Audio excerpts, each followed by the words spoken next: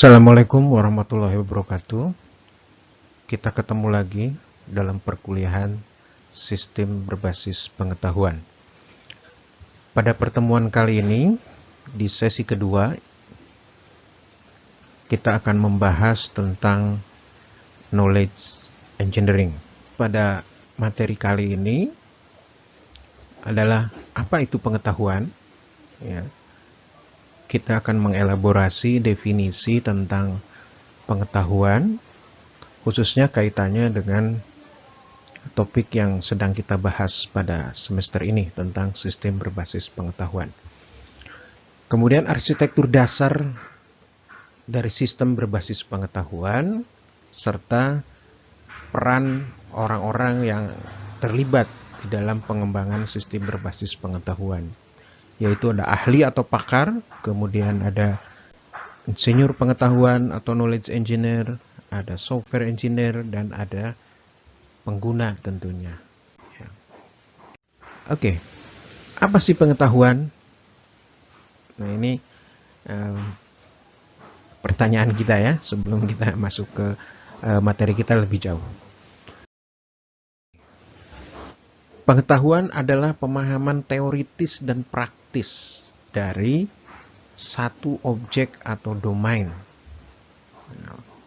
Pengetahuan juga merupakan jumlah dari apa yang kita ketahui saat ini.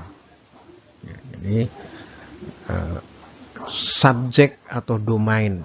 Subjek atau domain ini mungkin kita bisa pahami sebagai bidang ilmu tertentu, ya. Jadi nanti pemahaman teoritis dan praktis ini dalam bidang pengetahuan tertentu. Nah, mereka yang memiliki pengetahuan itu disebut sebagai ahli atau pakar. Nah, ahli atau pakar ini dia punya pengalaman teoritis dan praktis dalam domain pengetahuan tertentu. Nah, siapapun dapat dianggap sebagai ahli jika dia memiliki pengetahuan yang mendalam, ya. Tentu saja tentang fakta dan aturan dari pengetahuan itu, kemudian dia punya pengalaman praktis, ya, yang kuat dalam domain tertentu. Kan dia dikatakan sebagai pakar atau ahli di bidang domain tersebut. Nah, tipe-tipe dari pengetahuan itu ada domain knowledge, kemudian meta knowledge, ada common sense knowledge, heuristic knowledge, explicit knowledge, dan tacit knowledge. Mungkin dalam beberapa referensi tipe pengetahuan dibagi menjadi lebih banyak lagi, tapi pada prinsipnya dibagi menjadi 6 tipe ini. Oke, kita akan lihat masing-masing. Nah, domain knowledge. Domain knowledge ini adalah pengetahuan yang valid untuk domain tertentu. Ya. Nah, di mana spesialis, ahli atau pakar dia mengembangkan domain mereka sendiri dalam pengetahuan dalam domain tertentu, ya, dalam bidang keilmuan tertentu, dan menggunakannya untuk pemecahan masalah. Kemudian meta knowledge. Meta knowledge ini diartikan sebagai pengetahuan tentang pengetahuan. Oke, silakan elaborasi. Apa sih pengetahuan tentang pengetahuan? Kemudian yang berikutnya common sense knowledge, ya. Pengetahuan yang bertujuan umum atau yang lebih general, ini general purpose knowledge, ya, yang diharapkan ada pada setiap manusia normal. Nah, ide pengetahuan ini cenderung berhubungan dengan peristiwa dalam pengalaman manusia. Kemudian heuristic knowledge. Nah, heuristik adalah aturan umum atau rule of thumb, ya, atau argumen khusus yang biasanya ini diperoleh dan diturunkan dari ekspertis seseorang dalam menjalankan profesi dalam domain tertentu, ya, atau mendalami bidang pengetahuan tertentu sehingga dia memahami aturan-aturan umum atau argumen khusus. Ini heuristic knowledge. Kemudian explicit knowledge. Ya. Explicit knowledge ada pengetahuan yang sudah dikumpulkan serta diterjemahkan dalam bentuk dokumen sehingga lebih mudah dipahami oleh orang lain. Nah, ini sudah terdokumentasi ya dalam bentuk dokumen. Pengetahuan ini bersifat formal dan mudah dibagikan, ya, explicit knowledge. Kemudian dalam proses penerapan, pengetahuan eksplisit lebih mudah karena pengetahuan yang diperoleh sudah dalam bentuk tulisan atau dokumentasi. Contoh misalnya buku resep masakan, buku manual dari suatu peralatan, prosedur operasi, dan lain-lain. Ini masuk dalam kelompok explicit knowledge. Kemudian tacit knowledge. Nah, tacit knowledge adalah pengetahuan yang terdapat di dalam otak atau pikiran seseorang, ya, sesuai dengan pemahaman dan pengalaman orang itu. Biasanya pengetahuan ini tidak terstruktur dan susah didefinisikan dan diberitahukan atau ditransfer ya, dengan bahasa formal kepada orang lain. Tacit knowledge ini umumnya belum terdokumentasi. Nah, oleh karena itu tadi sulit ya untuk didokumentasikan karena tidak struktur dan didefinisikannya juga susah. Nah, tacit knowledge ini memiliki ciri-ciri antara lain tacit ini diperoleh dari pengalaman atau pengalaman yang pernah dirasakan oleh seseorang. Ya. Kemudian tidak mudah dikomunikasikan atau diberikan kepada orang lain karena sulit untuk diekspresikan. Bagaimana cara mentransfernya? Nah, tacit knowledge ini dapat ditransfer secara efektif melalui coaching dan mentoring. Oleh karena itu, biasanya di industri atau di lembaga-lembaga riset, seorang yang sudah berpengalaman dan memiliki tacit knowledge ini akan diminta untuk melakukan coaching ya, coaching and mentoring ini terhadap junior yang ada di bawahnya. Kemudian kita lihat data informasi knowledge and wisdom atau lebih dikenal dengan piramide IKW ya dalam sistem berbasis pengetahuan. Data sendiri ini kita anggap sebagai bahan mentah ya. Bisa berupa numerik atau alfanumerik ya, yang sebenarnya belum memiliki arti tertentu ya. Kemudian data tersebut akan diproses ya, sehingga menjadi informasi. Nah, informasi ini kemudian digunakan dengan authoritative capability ya, dengan authoritative capability ini dan juga pengalaman masa lalu, maka dapat digunakan untuk pengambilan keputusan ya, decision making ini. Nah, ini sebagai knowledge nanti ya, knowledge. Nah, kalau kita lihat piramidnya dari data, information, knowledge and wisdom seperti yang terlihat di slide ya. Data sendiri kemudian diolah menjadi informasi. Pertanyaannya who, what, where, dan when. Kemudian menjadi knowledge ya. How dan wisdom why. Nah, tadi sudah disebutkan pengetahuan dan otoritas ini diperlukan untuk menghasilkan informasi yang dapat ditindaklanjuti dan dapat membawa dampak. Kita sudah melihat apa itu pengetahuan. Dan sekarang kita akan melihat apa itu sistem berbasis pengetahuan. Seperti apa arsitekturnya, kemudian bagaimana karakteristik orang-orang yang terlibat di dalamnya. Oke, sistem berbasis pengetahuan adalah salah satu bentuk kecerdasan buatan atau artificial intelligence yang bertujuan untuk menangkap pengetahuan para ahli manusia untuk mendukung pengambilan keputusan. Oke, mungkin Anda bisa melakukan elaborasi, browsing tentang definisi mengenai sistem berbasis pengetahuan. Nah, ini banyak sekali definisi, tetapi pada intinya adalah sama, yaitu merupakan bentuk kecerdasan buatan yang bertujuannya adalah menangkap pengetahuan. Ya. Yang tujuannya adalah menangkap pengetahuan para ahli untuk dijadikan basis pengetahuan. Ini adalah tipikal arsitektur dari sistem berbasis pengetahuan.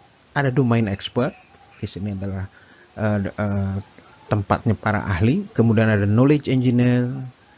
Kemudian knowledge engineer itu masuk ke software engineer. Di sini tugasnya arsitekturnya di dalamnya ada knowledge base dan ada inference engine. Kemudian ada user interface yang akan berhubungan dengan end user atau user yang ada di luar sistem.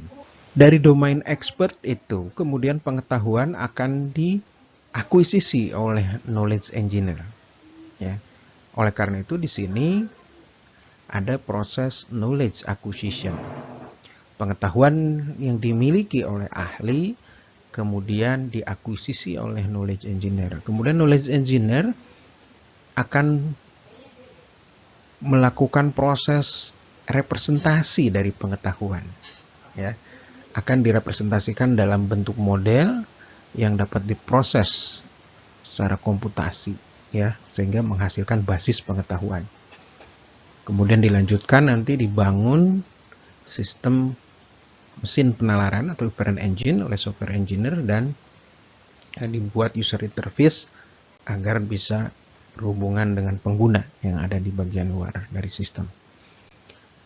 Oke, nah domain expert ini mengetahui tentang domain dari pengetahuan, ya, tetapi tidak mengetahui kasus tertentu atau cara kerja dari sistem.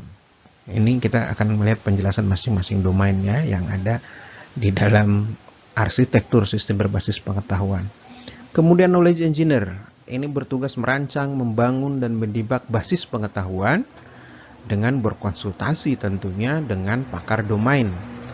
Karena basis pengetahuan yang akan dibangun adalah pengetahuan yang dikuasai oleh si expert atau ahli yang ada di domain expert tadi. Kemudian software engineer ini membangun mesin inference engines, ya, inference engine yang ada di sini, membangun inference engines dan user interface. Nah, si user sendiri, inilah user ini merupakan entitas yang memiliki masalah ya untuk sistem yang ingin diselesaikan dengan menggunakan sistem berbasis pengetahuan. Dia tentu tahu tentang kasus-kasus tertentu yang dihadapi dan ingin penyelesaian yang lebih baik ya dengan penggunaan atau implementasi sistem, tetapi dia tahu tentang cara kerja sistem atau domain pengetahuan yang ada di dalamnya. Nah, oke, kita lihat karakteristik masing-masing orang-orang yang terlibat dalam pengembangan sistem berbasis pengetahuan. Yang pertama domain expert ya. Di sini isinya adalah pakar atau ahli, di mana mereka itu adalah orang yang berpengetahuan dan terampil ya, yang mampu memecahkan masalah di area atau domain tertentu. Nah, orang ini memiliki keahlian terbesar dalam domain tertentu. Jadi punya spesialisasi mungkin ya. Punya spesialisasi dalam bidang tertentu. Nah, keahlian inilah yang harus ditangkap dalam sistem berbasis pengetahuan. Oleh karena itu, si knowledge engineer ini bertugas untuk mengakuisisi ya, pengetahuan yang ada dari pakar atau ahli ya, ketika akan membangun sistem berbasis pengetahuan untuk aplikasi tertentu. Nah, oleh karena itu, ahli ini harus dapat mengkomunikasikan pengetahuannya. Kemudian juga bersedia tentunya berpartisipasi dalam pengembangan sistem berbasis pengetahuan. Nah, mengkomunikasikan pengetahuan ini kadang-kadang sulit ya. Tidak semua ahli mampu mengkomunikasikan pengetahuannya, ya. Sehingga bisa dibagikan atau ditransfer ke orang lain. Ini yang menjadi kendala tersendiri bagi si knowledge engineer, karena tidak semua ahli mampu mengkomunikasikan pengetahuannya. Nah, ahli atau pakar ini merupakan pemain penting ya dalam tim pengembangan sistem berbasis pengetahuan. Oke, kita lihat bagian berikutnya, knowledge engineer ya, atau insinyur pengetahuan. Ini adalah seorang yang mampu merancang, membangun, dan menguji dari sistem berbasis pengetahuan. Tugas utama dari knowledge engineer adalah mewawancarai ahli atau pakar tadi untuk mencari tahu bagaimana mereka menyelesaikan permasalahan. Nanti teknik akuisisi ini akan kita bahas dalam materi perkuliahan tertentu ya. Ada nanti satu pertemuan kita akan bahas tentang bagaimana mengakuisisi pengetahuan. Kemudian teknik-teknik apa yang digunakan. Kemudian tugas yang kedua, menetapkan metode penalaran apa yang digunakan ahli untuk menangani fakta dan aturan. Ya. Jadi metode penalaran yang digunakan untuk menangani fakta dan aturan. Ya. Kemudian memutuskan bagaimana cara mewakili mereka dalam sistem berbasis pengetahuan. Selanjutnya, tugas yang ketiga, memilih beberapa perangkat lunak pengembangan. Jadi nanti setelah memahami bagaimana si ahli tadi melakukan penalaran terhadap domain pengetahuan tertentu, kemudian di tahapan kedua menentukan teknik ya. Selanjutnya memilih perangkat lunak pengembangan yang akan digunakan tentunya dalam membangun sistem berbasis pengetahuan. Ini memilih perangkat lunak ini atau bahasa pemrograman ya yang akan digunakan untuk menyandikan pengetahuan. Oke, kemudian bertanggung jawab untuk menguji, merevisi, dan mengintegrasikan sistem ke tempat implementasinya, mungkin di tempat kerja. Oke, kemudian software engineer di bagian berikutnya. Software engineer ini bertanggung jawab untuk pemrograman, ya, menggambarkan domain pengetahuan yang dapat dimengerti oleh komputer. Jadi dia akan membangun inference engine dan user interface. Ini software engineer atau programmer mungkin di dalamnya ya. Tim yang sebagai tim programmer dalam pengembangan sistem berbasis pengetahuan. Nah, programmer ini harus memiliki keterampilan dalam pemrograman simbolik dalam bahasa artificial intelligence. Misalnya contohnya ya bahasa Lisp, Prolog, dan Wolfram atau mungkin bahasa simbolik lainnya yang umum digunakan dalam bahasa pemrograman untuk artificial intelligence. Nanti Anda bisa elaborasi lebih lanjut, bisa searching atau penelusuran literatur tentang pemrograman simbolik yang ada dalam bahasa AI. Selain itu juga programmer harus tahu tentang bahasa pemrograman konvensional. Ya, misalnya ada Java, ada C, C++, MATLAB, Python, dan lain-lain. Nanti mungkin di dalam anggota tim dari software engineer ini terdiri dari beberapa orang yang memiliki spesialisasi tertentu, ya, sehingga tugas-tugas yang dibebankan kepada tim ini dapat dijalankan dengan baik. Kemudian user, atau kadang-kadang kita nyebutnya sebagai end user gitu ya, pengguna akhir, adalah orang yang menggunakan sistem yang telah dikembangkan. Jadi nanti dia adalah pengguna ya, atau mungkin kalau dalam project sebenarnya user ini adalah yang memberikan pekerjaan untuk dibuatkan sebuah sistem berbasis pengetahuan dalam menyelesaikan problem-problem yang dihadapi ya dalam pekerjaannya. Pengguna ini harus percaya dengan kinerja sistem dan juga merasa nyaman menggunakannya. Jadi ada dua kata kunci ya, percaya dan nyaman. Percaya di sini artinya bahwa apa yang dilakukan oleh sistem memang sesuai dengan prosedur atau aturan yang berlaku ya, sehingga menghasilkan kinerja yang dipersyaratkan ya.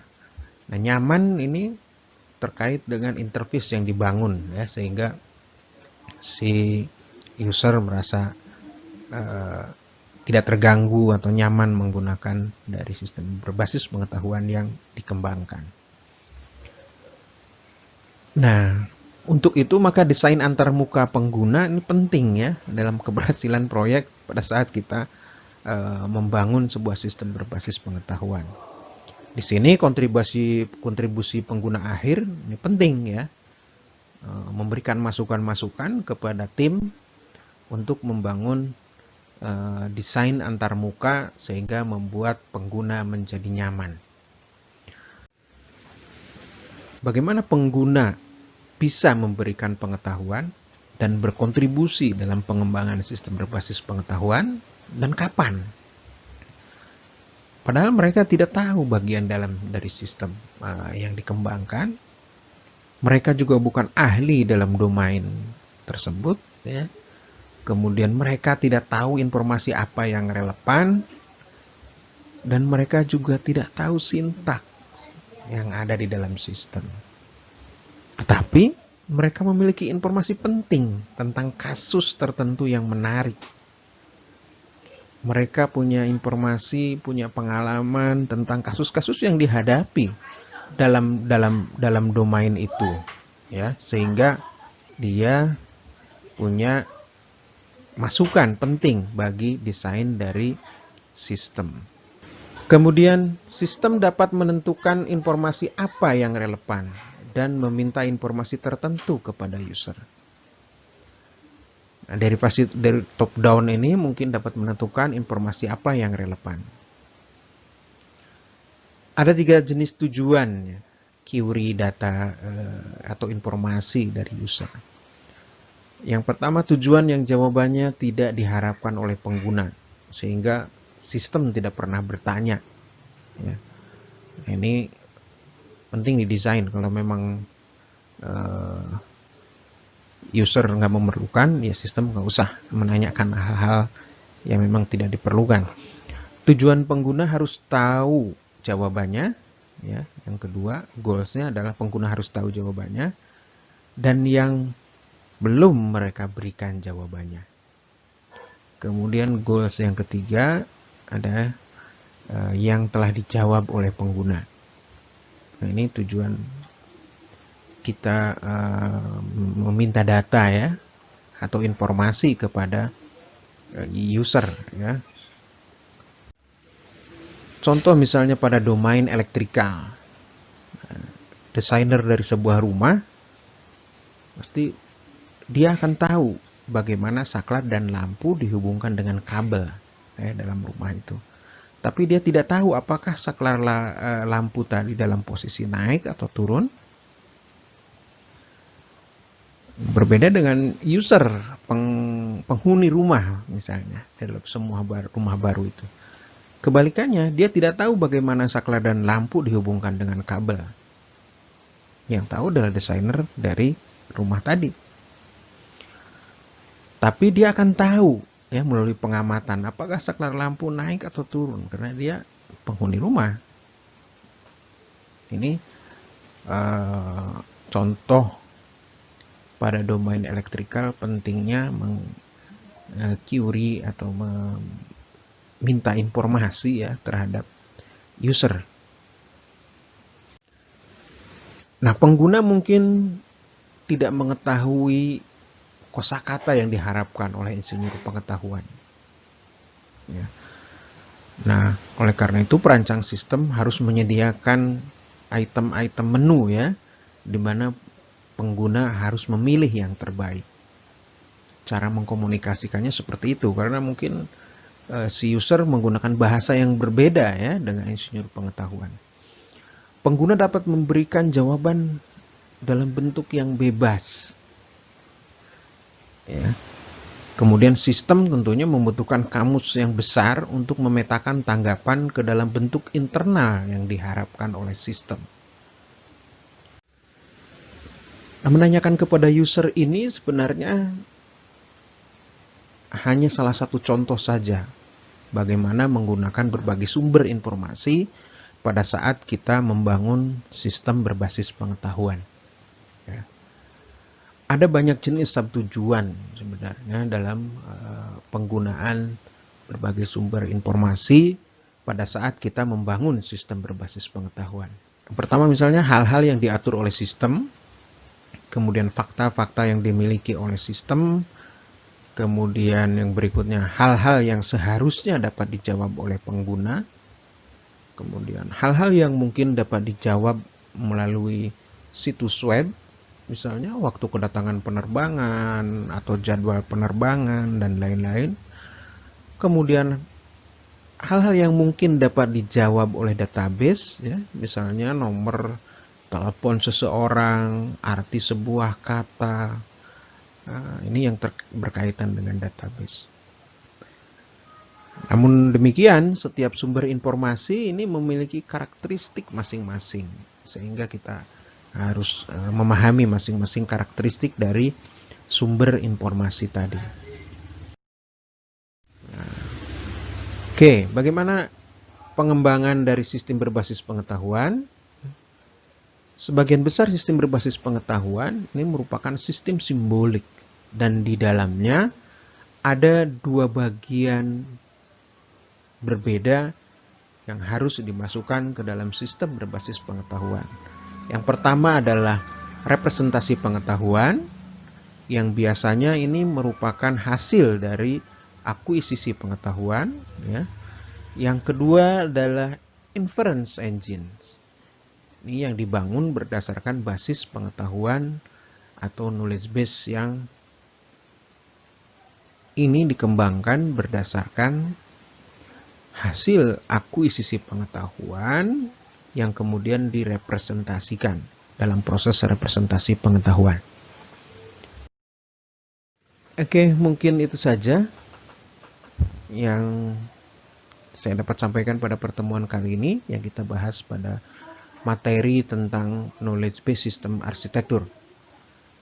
Materi berikutnya yang akan kita bahas adalah tentang akuisisi pengetahuan. Ya, tadi bagaimana dari domain ahli tadi, knowledge engineer, mengakuisisi pengetahuan yang dimiliki oleh pakar atau ahli tadi.